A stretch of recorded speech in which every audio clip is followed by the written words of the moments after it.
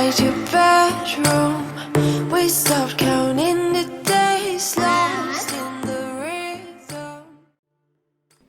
Hey everyone, it's your girl Kat Williams with Black Girl Love, the podcast. And we are back. Sorta, I've been traveling, I've been doing some things, and I know it's been a long time since the last one. It was an even longer time before that one. But we here, and that's what counts the most, right? You ready? Let's do it.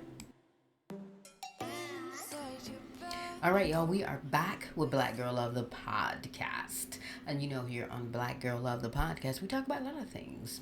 Things that I like, things I love, things that affect me as being a black woman, living in this life, in this world, exploring, sharing, growing, moving. And with that being said, we have to come back home, right? Even though I've been traveling, I come back to the U.S. and the first thing that I'm greeted with is the Montgomery uprising, the Montgomery Brawl, the battle in the Bama.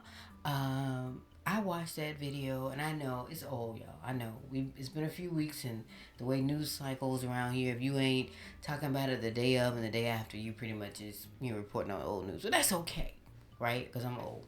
So I watched that video. I promise you, probably about 100 times, like on that first day, and then at least 20 times, for a week after that. I would just cue it up, just hit play and giggle, because why the hell not, right? Why are you out here trying to fight people, right? Because you drunk, you on a boat, you thinking you hot-ish, and you running things, because that's what people do. They feel like they're running things, and when you feel like you're running things, you feel like you can do anything and say anything. And a lot of times you can, depending on where you at in the world, and who you around, and who around you, who supports you, who you support. We know that, right? We see that every day in America. Because that's what we're talking about. Alabama, in the southern states. I am from the South. If you didn't know, I'm from Mississippi, right next door. And I would have loved to have been on that riverboat that day. Or in that vicinity. Close enough to watch. Because I'm not a fighter, y'all. I don't swing. I call the police. I call my mama, my daddy, my brother, somebody to come. But, I'm not a fighter. I ain't going to jail. Not for you. I don't like you like that. And if I go to jail, and I'm just putting it out there, I ain't going for no petty stuff. I'm going because somebody, there's some flower bringing. And slow singing. That's what if it ain't that, I ain't doing it. And it's gotta be because, you was trying to, have my people bring some flowers and sing slow. So, it's a matter of choice. Me or you. And I'm always gonna win in that battle. So, yeah.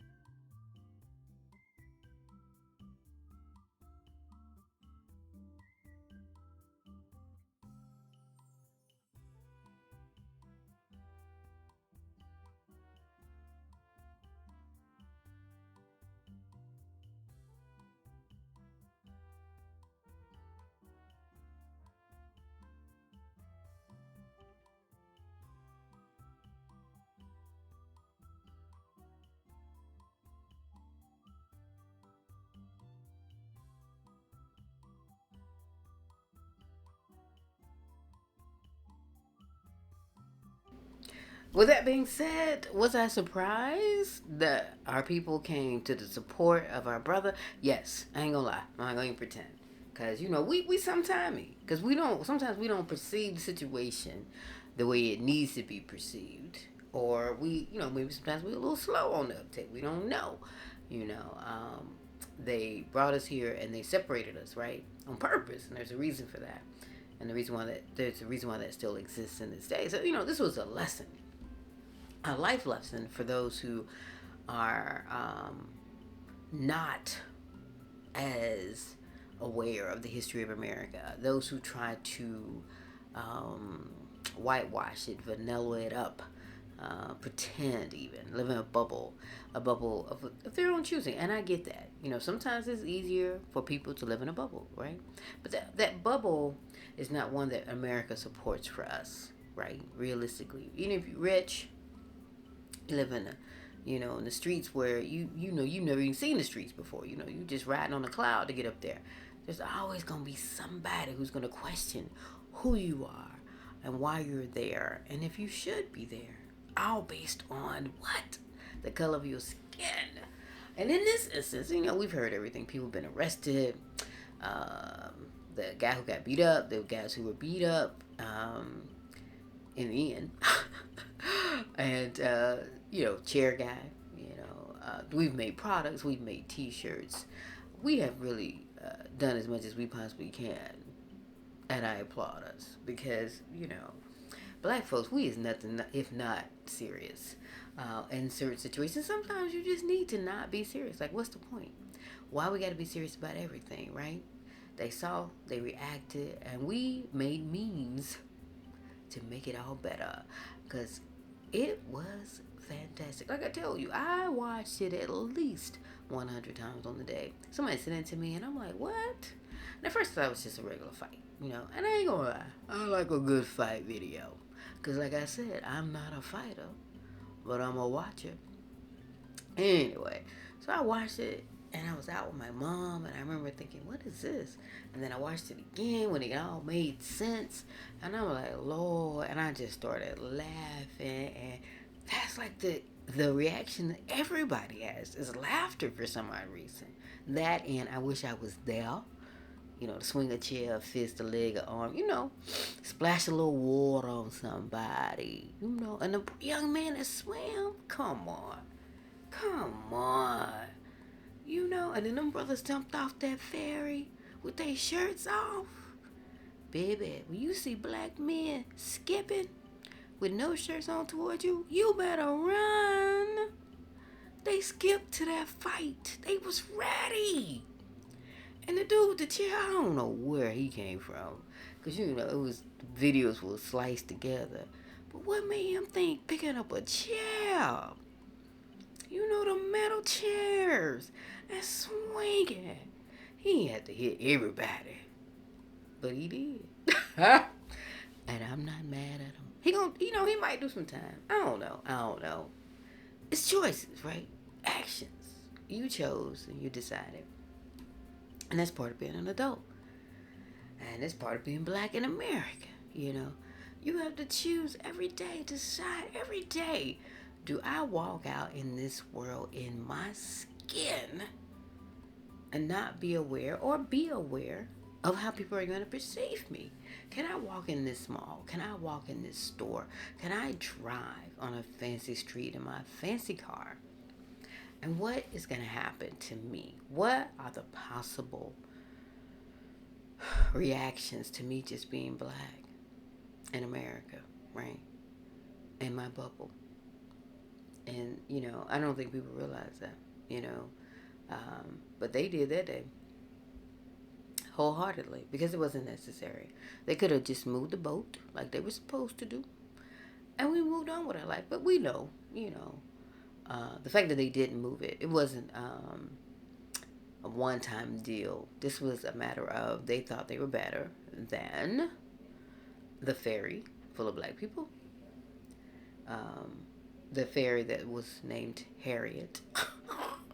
Come on. It was just a perfect storm. A perfect storm. And I wonder how they're feeling today. And I say that because, life can hit you hard when you least expect it. And I think it hit them hard, about as hard as that chair hit that girl. And their store, how you make your living, may being cut. I ain't got no problem with that. Your neighbors may be shunning you. Have no problem with that. They may be celebrating them. It's Alabama. Hey. But I just find it fascinating that all of this perfect storm has led to all these questions. Now, as for the black people, I know they're good because they got a GoFundMe that's going to cover the lawyer fees. The lawyers are going to volunteer some time. I'm not worried about them. I'm more worried about if they're going to end up doing time because we're in Bama and the police is the police, right? Why were the police invented, right? To police black people. So I find it fascinating. We shall see, though. We shall see. We'll still be watching and monitoring and see what happens.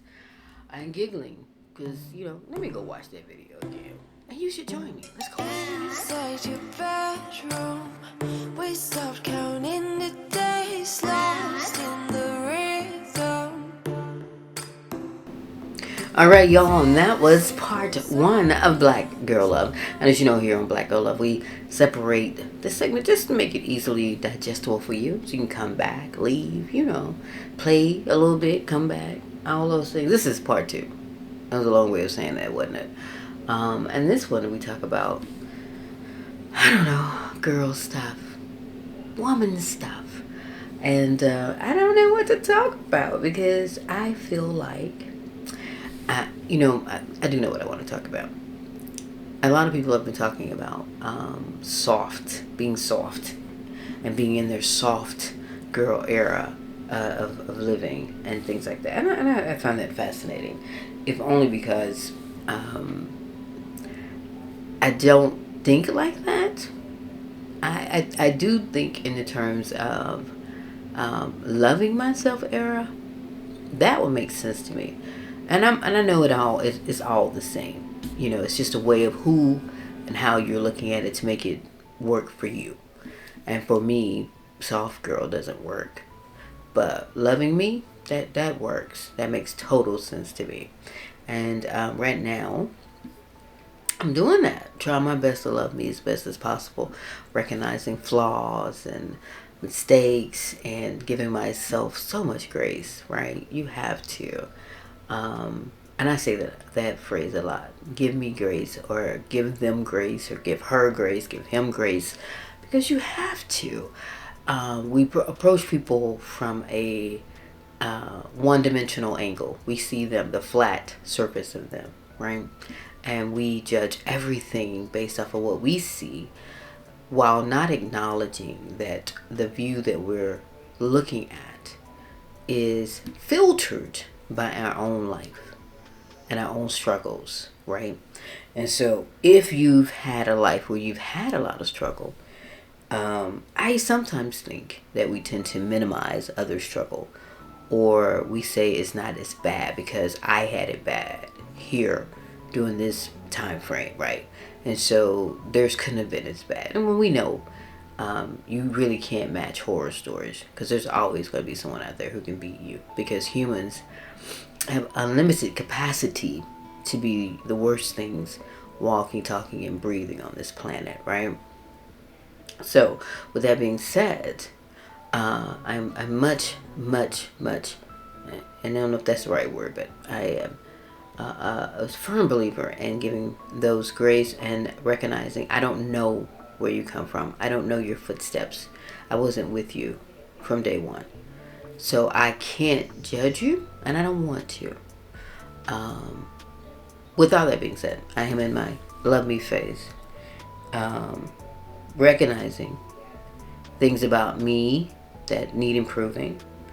Actually, I'm in therapy. Yeah, I'm in therapy. Just started.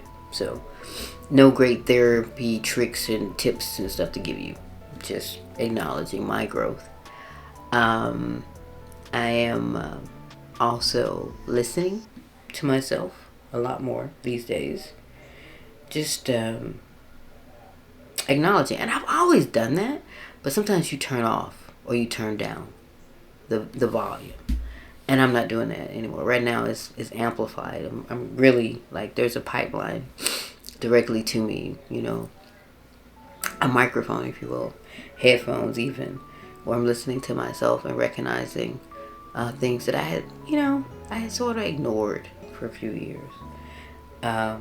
Also acknowledging that I've been depressed for various reasons. Not sleeping good. I think I got some sleep apnea going on. So I'm actually going to be doing a sleep study soon. And I think that's going to help me out too. My therapist really thinks that's a big factor for me. So that I'm not sleeping. And when you don't sleep, or when you almost die in your sleep, you're just not a nice person. You're not. And it's funny enough, my mother said to me the other day, my mother and we have an interesting relationship. We're mother and daughter. And sometimes that's a good thing, and sometimes that's a bad thing. But she said that I'm mean-spirited. And I told her that she was impatient. I don't know which one was worse. At the moment, though, the mean-spirited hurt my feelings, mainly because I'm not mean-spirited. I'm short-tempered with her at times because she's not a good listener. She's not a good communicator. She's not an effective communicator as well. And that's because of her own trauma and her own issues and things like that. So I can't make her into a better person for me. But I can change me, right? And so I took her words to heart because that's how she perceives me when it comes to the interactions that we have. My friends, the people that love me, don't believe that about me at all. And I know that. I know I'm not mean-spirited because it just doesn't interest me to be mean-spirited. But I have to acknowledge that, yeah, she may have a point. I've been short with her more than once because she catches me at the wrong time. And plus, we have a history. So I'm layering things onto what she's saying that she's not really saying. And sometimes I need to layer because of how she communicates, and sometimes I don't. But I can't always gauge when it's the time to do that, right? And all that rambling and all that to say, I'm becoming a better person, right? Because I'm acknowledging this instead of just dismissing her thoughts. And I feel like I've done that in a few other instances recently as well. And I'm trying to be a better person. I'm trying to be a better listener. I know sometimes I'm not a great listener because she's a horrible listener. And I know I get it from her, the hand that rocks the cradle. So I'm just trying to be a better person, whatever that means. Giving light and love and just being. I'm going to Blue in a couple of weeks, Black Lesbians United Retreat in Southern California, where I'll be surrounded by other Black lesbians. And I'm looking forward to that. If only for the energy that I know that's going to be given there. The smiles, the hugs, the safety of it all.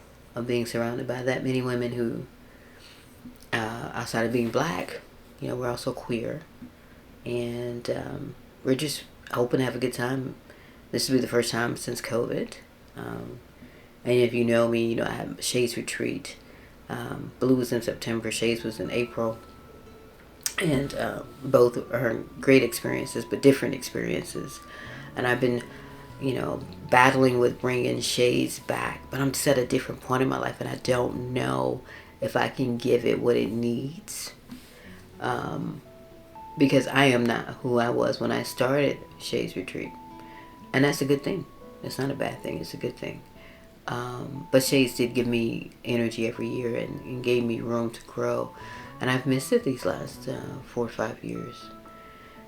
So who knows? I don't know. What do you think? Should I bring Shades back? What iteration do you see Shades being? Like, or do you envision a Shades Retreat again? For those who've attended, for those who wanted to attend, And I will say the Shades was relatively inexpensive to attend. I think it was like $250 or $350. And that's USD, $350. And that's cheap for a retreat. And I don't know if I could do it that cheap again. I don't know if I want to do it that cheap again. Because doing it that inexpensive cost me physically. Because I cooked a lot. I did all the meals for the retreat. And I just don't know if I have it in me anymore to do all that. So I don't know, y'all. What you think? With growth, there's change, and you got to figure out which direction you're really gonna go in. And that's where I think I'm at crossroads. And that's gonna go into the next part of Black Girl Love the podcast. Some changes, they gonna come whether you want them to or not. So let's get into it. We stopped counting the days lost in the rhythm. All right, y'all, we are here for the last portion of Black Girl Love the podcast, and as always, I'm your host, Kat Williams. Not to be confused with the comedian, so we're about the same height. I actually may be taller than him, and I don't know if that's a good or bad thing. It's just reality. Anyway, and speaking of realities, I'm facing a new one. I talked about very briefly in my first podcast, I think the intro, maybe the second one, about the demise of my marriage, and how I wasn't sure what was really going on. And then I realized that silence is an answer. And I say that because the communication between us has not been good for various reasons. And I don't blame her. Nor do I blame me, because I'm giving both of us grace.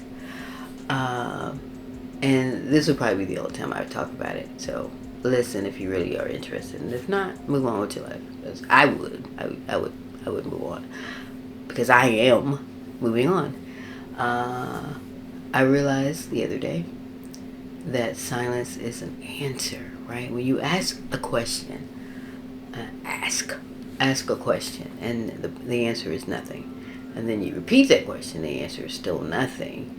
Then the answer is the answer. And so you move forward. And I'm doing so.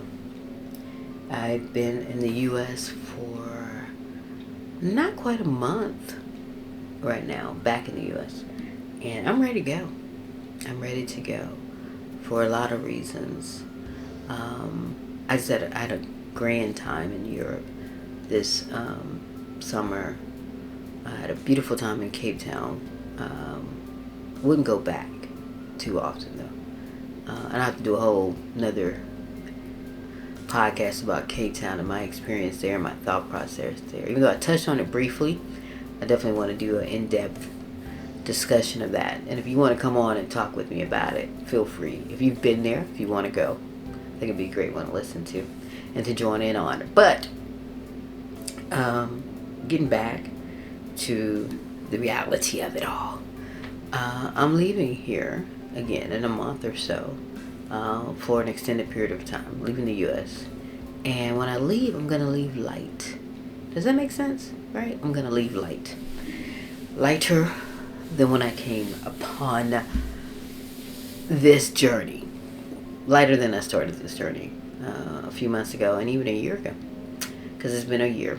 And I'm ready. I'm ready to move forward. Let her to breathe again. And to not be weighted down by what ifs, what are we's. Those questions, again, aren't being answered that I'm asking. So I'm taking the answer, and the answer is, yeah, it's time to move on. And I'm okay with that, because I'm not going in the grave, so I have to be okay with it. I'm not dying, nor am I going to go sit somewhere and wait till I die. I'm going to move forward with living. So much to say in that sentence, right? If you read between the lines, so much to hear and listen for. And I don't know, y'all. Every day I think I'm smart, I'm intelligent, I am aware, I'm cognizant, I'm observant, I am tuned in and attuned, and then I have these moments where I'm not. I'm totally none of those. Like, none of them make even sense. Like, why are those words even appearing? And that's what I feel happens sometimes when I'm in the U.S. So I'm leaving because I found clarity this summer when I was traveling with friends and solo. I found a lot of clarity. sitting with yourself in a foreign land and being reliant upon self. Yeah, I realized this was time to change some things about self. And again, that goes back into the loving myself era versus a soft girl. I think I've always been soft. I've always made sure that I was soft, if that makes sense, in as many ways as I possibly can. But I can't always say that I love myself as much as I possibly can in the best way that I can. And so I'm gonna love myself a little bit and give myself grace. And with giving myself grace, I realized that I need to grow a little bit more on foreign soil and not in America right now. And I'm okay with that. And I'm good with it. I'm happy. I'm excited. I'm ready to leave. I was ready to leave last week, honestly. But I got a little bit more time here. I got things I got to do. Plus, I already bought a round trip ticket. So I wasn't going to leave before then because it costs money. And I'm not throwing good money into the toilet for nothing, including myself and my emotions, because you still got to be pragmatic, you still got to live, you still got to be better than, you still got to grow, and growing costs, and I'm okay with the cost. And I want to say, and I guess this is like a public speaking to everyone who has questions. A, you're not going to get all the answers you want because it's none of your business. But B, there is a part I think you deserve to know, right? But that part isn't who's at fault. I will say there's no cheating. None of those things. I really honestly think it's just adapting didn't happen as easily or as much as it needed to be. And then me, just, a lot of stuff. And her, a lot of stuff, right? And we didn't meet in the middle as much as we should have. And in the end, she's a mother with children. I'm this girl over here. And I'm going to go be that girl over there. And, another lifetime. Every now and then, you run into your soulmate, the person you're meant to be with. But it's just not the right time. It's not the right era. It's not the right everything. And that's what this was. And I'm okay with that. Again, I'm okay with that because I'd rather have loved and lost than not to have loved at all. And I still love me. I still love her. But I love me better over there than I do here. And so I shall go. I shall be Fred. And if you're over there, wherever there may be, and you see me, come speak. Come join me. Come visit. Plan a trip. I'll let you, girl. I feel lighter just saying that. So with that being said, that's going to be this episode. Next week I'll be back. I promise you next week I'll be back. And I'll be back with a regular flow because I don't want to be crying all over these interwebs, on Beyonce's internet, Obama's internet. I don't want to be doing all that, right? So this is it. This is Black Girl Love, the podcast. I am Kat Williams, and I'll see you next week. Loving myself. Inside your bedroom, we stopped counting the days left.